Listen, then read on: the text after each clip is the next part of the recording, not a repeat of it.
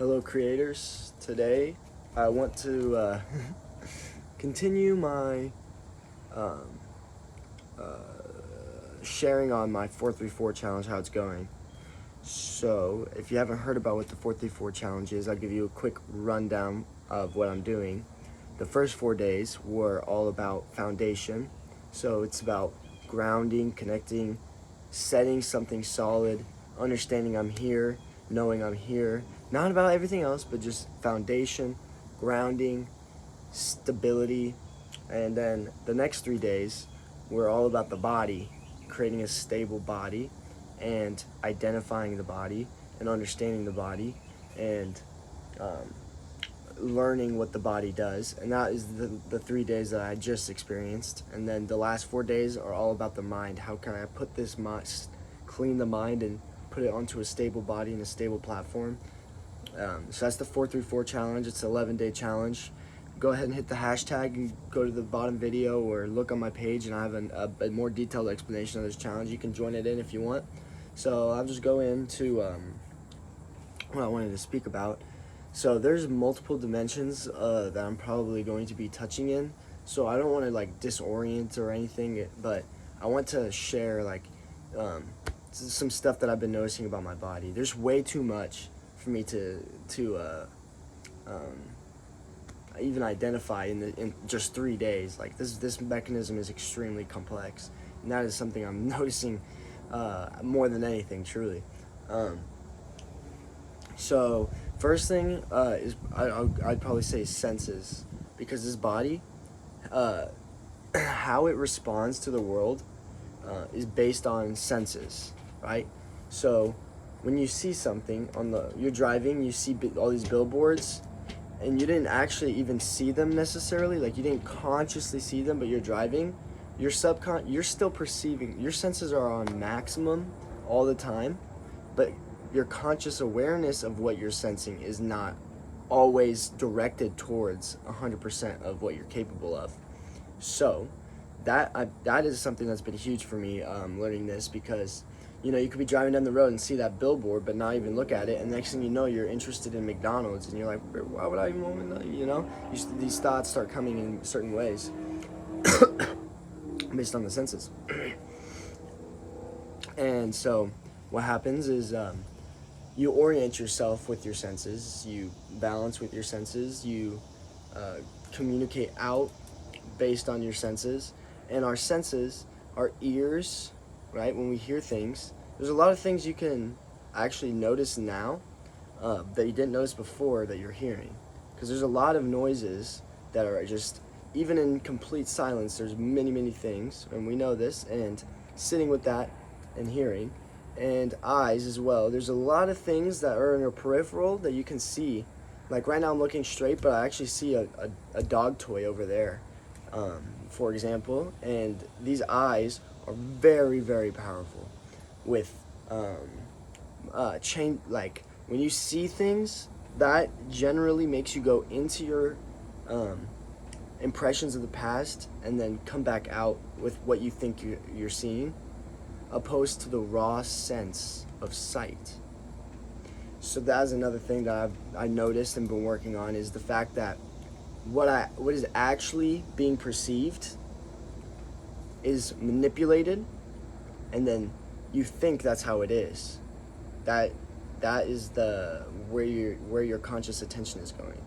But expanding the conscious attention to raw sense, and it's kind of easier if you start with, touch is good really fast, because then it really just wakes up the fact that you have senses.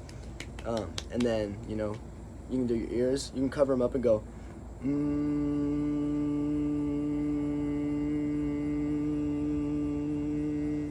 when you take them off, you'll start hearing a lot more.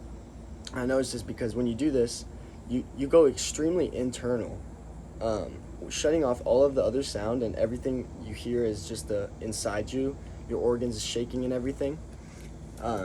So that was something very cool, the senses. Another thing is the amount of memory that the body has beyond the mind, the brain. The brain is minuscule next to what one cell in my body contains an intelligence and memory.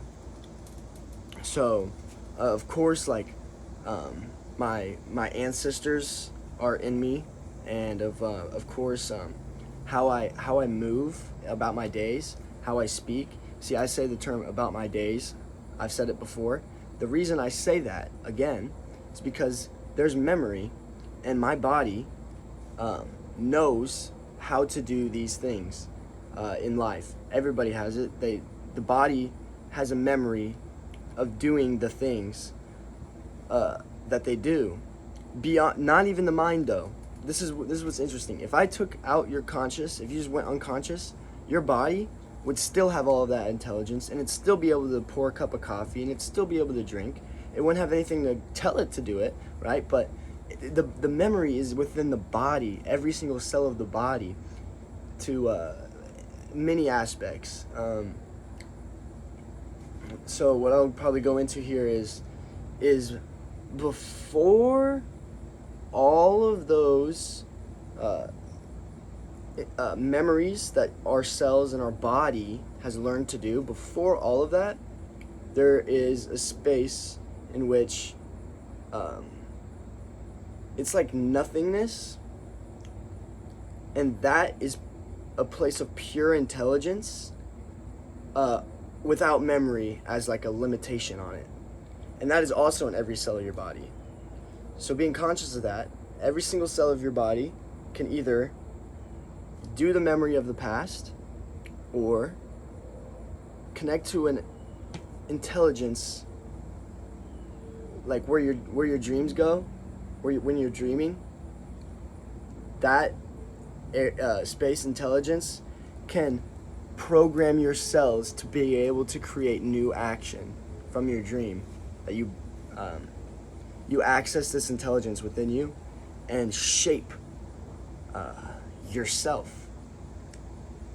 And so it's a lot about being conscious of the way you speak, what you say, and how you move, how you sit, what's your posture like.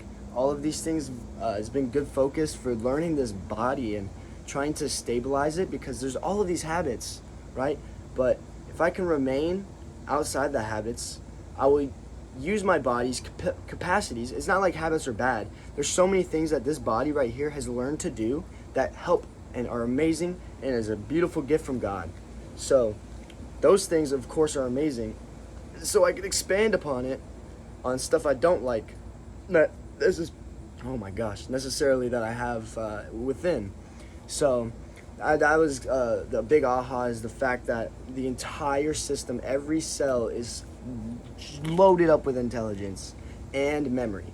And if we can find a balance in using them together, it won't cause us to live in only memory and loops, and then be thinking in a different realm while our body's doing this, and it's kind of hard to manage in that sense. So I think that might be all I want to share for today. I thought it was just really, really interesting. I wanted to share about my body, the 3 days that I spent focusing on perception of body, memory, and so actually I'll give a quick gift about something that came to me yesterday. Holy crap, am I so blessed for this to come into me, especially during these 3 days that I was doing this, because it's about the body. So it's called laughter yoga. And basically how it works is you, for whatever reason, all of your organs start dancing. You can laugh by making your organs dance. You don't have to laugh out loud, although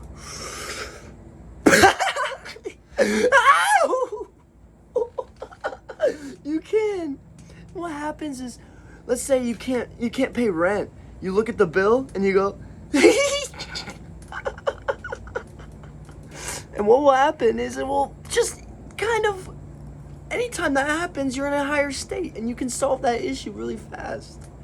laughter yoga. It's really good for your body. It gives a lot of positive energy, and it heals your organs. They dance, they're happier. I have to leave now because Creator Circle going in 10 minutes. Bye, love.